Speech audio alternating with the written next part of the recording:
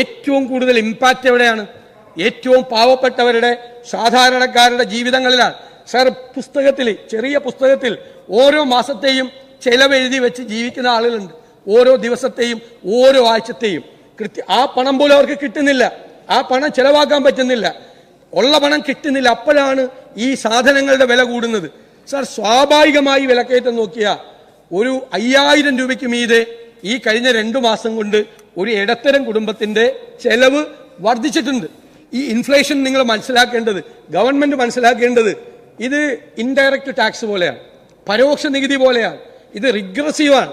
ഇത് നമ്മുടെ സംസ്ഥാനത്തിന്റെ സാമ്പത്തിക നിലയെ പോലും ബാധിക്കുന്ന തരത്തിൽ അപകടകരമായി പോകും. ശ്രീ റോജി എം ജോൺ പ്രധാനപ്പെട്ടൊരു പോയിന്റ് പറഞ്ഞു.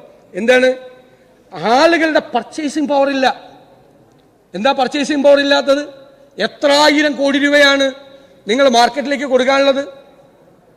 കരാറുകാർക്ക് കൊടുക്കാനുള്ള 10,000 കോടി രൂപ, പെൻഷനായി കൊടുക്കാൻ വേണ്ടിയിട്ടുള്ള പെൻഷനും ക്ഷേമനിധി പെൻഷനും കൊടുക്കാനുള്ള 10,000 കോടി രൂപ, 6 മാസത്തെ സോഷ്യൽ സെക്യൂരിറ്റി പെൻഷനും ക്ഷേമനിധി പെൻഷനും, വിവിധ ഡിപ്പാർട്ട്മെന്റുകളിലെ ആനുകൂല്യങ്ങൾ ഉൾപ്പെടെ കോടിക്കണക്കിന് രൂപ നിങ്ങൾ കൊടുക്കാനുണ്ട്.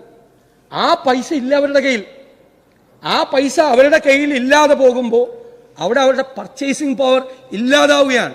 സാർ, ഈ കേരളത്തിലെ ഇൻഫ്ലേഷനും ഈ പർച്ചേസിംഗ് പവർ പോകുന്നതും നമ്മൾ ഒരിക്കലും പ്രതീക്ഷിക്കാത്ത തരത്തിലുള്ള തിരിച്ചടികൾ നമ്മുടെ ധനമേഖലയിൽ ഉണ്ടാകും. അത് വിലക്കയറ്റം ഉണ്ടാകും, പാവങ്ങളെ ചെയ്യും.